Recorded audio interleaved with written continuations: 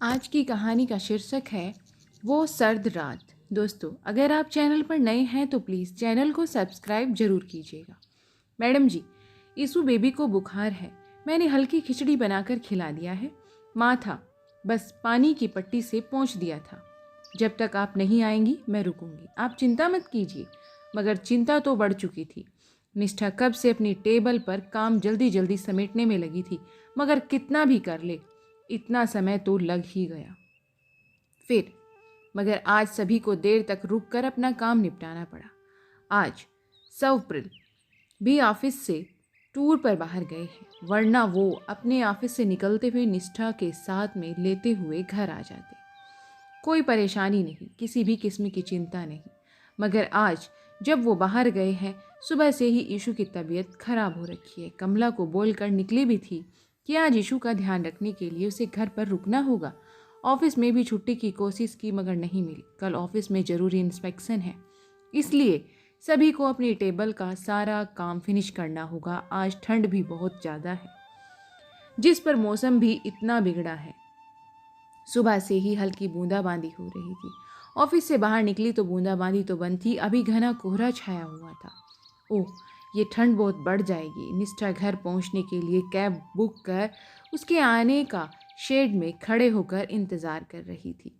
थोड़ी दूर भी कोहरे के कारण दिखाई नहीं पड़ रहा था। आज अपने आप को बहुत परेशान महसूस कर रही थी। जब झट से उड़कर घर पहुंच जाने का मन हो रहा था, तब ऐसा मौसम। कैब वाले के आने पर निष्ठा ने कहा, भैया रास्ते में कोई मेडिकल स्टोर पड़े तो रुकना, मुझे कुछ दवाइयाँ लेनी है। ऑफिस का शहर से इतना आउटर पर होने का खामियाजा आज नज़र आ रहा था, वरना तो वो सबसे खुशी खुशी बताती थी क्या पोल्यूशन फ्री इन्वेस्टमेंट मेरे ऑफिस का है। शहर की भीड़ भाड़ नहीं, शोर शराबा नहीं।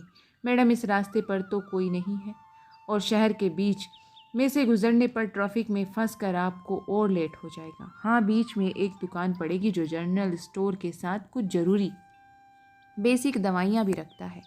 आप कहे तो वहाँ रोक दूँ? हाँ ठीक है, मुझे बस सर्दी बुखार की दवाइयाँ लेनी है।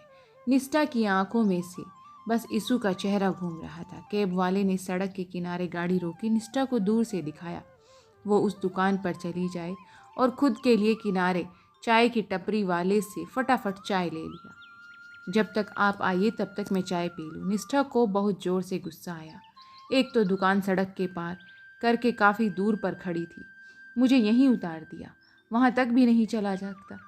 दिसंबर की कड़ाके की ठंड और ऊपर से घना कोहरा, आज ही सर को इतनी देर तक काम कराना था। दुकान में भी लाइट नहीं थी। एक कोने में मध्यम सी रोशनी वाला इमरजेंसी बल्ब टिमटिमा रहा था। भैया, ये दवाई होंगी क्या? निष्ठा ने दुकानदार से कहा, जो गहरे लाल रंग के हुड वाले स्वेटर में सिर झुकाए खड़ा था। बाहर तो नहीं दिख रही, देखता हूँ शायद भीतर हो। प्लीज़ भैया जल्दी दे दीजिएगा, मुझे जल्दी घर पहुँचना है, निष्ठा ने हड़बड़ाते हुए कहा और उसके हुड में झांक कर देखा कोशिश की, मगर वो नज़र नहीं आया। निष्ठा ने पलट कर कैब की तरफ देखा, कहीं दिख क्यों नहीं रही है? कहीं मुझे इस अनजान और सुनसान रास्ते में उतार कर चला तो नहीं गया? नहीं नहीं, ऐसा क्यों करेगा? मुझे ही कोहरे में नहीं दिख रही है। वो शख्स भीतर चला गया। अचानक बहुत तेज की आवाज़ आई, वो मध्यम सी लाइट भी गिरकर बुझ गई। निष्ठा घबरा कर आंखें फाड़कर देखने लगी। अंदर से चलकर वो धीरे धीरे बाहर आ रहा था। चेहरे और दोनों हाथों से टपाटप करके खून टपक रहा था, लाल और गाढ़े रंग का। मुझे तो पहले ही लग रहा था वो कैब वाला मुझे फंसा कर भाग गया। निष्ठा डर के मारे पूरी ताकत से चीखने लगी, मगर गले में से आवाज़ फंस सी गई थी, सिर्फ घूं घूं ही कर पा रही थी। अचानक लाइट आ गई। क्या हुआ मैडम, आप ऐसे क्यों चिल्ला रही हैं? खून खून टपक रहा है तुम्हारे मुंह से, हाथों से। कौन हो तुम? अरे मैं भीतर गया तो केचप की बोतल टूट पड़ी थी, उसी पर फिसल कर मैं गिर गया। दुकान में जनरल स्टोर और मेडिकल दोनों का सामान रहता है। लगता है बिल्ली थी, भागते हुए गया तो इमरजेंसी लाइट भी गिर गई। आप तो ऐसे डर रही हैं जैसे आपने पता नहीं क्या देख लिया हो। दुकानदार ने हाथ मुंह पोंछकर फटाफट दवाई दी और निष्ठा ने उसे पैसे। बाहर भी लाइट जलने से उजाला हो गया था। कैब वाला भी अपनी जगह पर खड़ा रहा, उसे बुला रहा था। घर पहुंचकर ईशु को दवाइयाँ दी। रात को सवप्रिन वापस आ चुके थे। ईशु को भी दवाओं से थोड़ा आराम मिल चुका था। निष्ठा भी घर पर पहुंचकर राहत सी महसूस कर रही थी। निष्ठा रास्ते में जिस बात से डरी वो सिर्फ आभासी ही थी। कल्पना का नज़रिया बहुत बड़ा होता है, जबकि वास्तविकता कुछ और थी, सूक्ष्म। अरे अब इनके घर की खिड़की जोर जोर से आवाज़ें क्यों कर रही है? अरे सवप्रिल और ईशु सारे किस्से पर जोर जोर से पेट पकड़कर हंस रहे थे। अब भी नहीं समझे? अरे समझा करो भाई।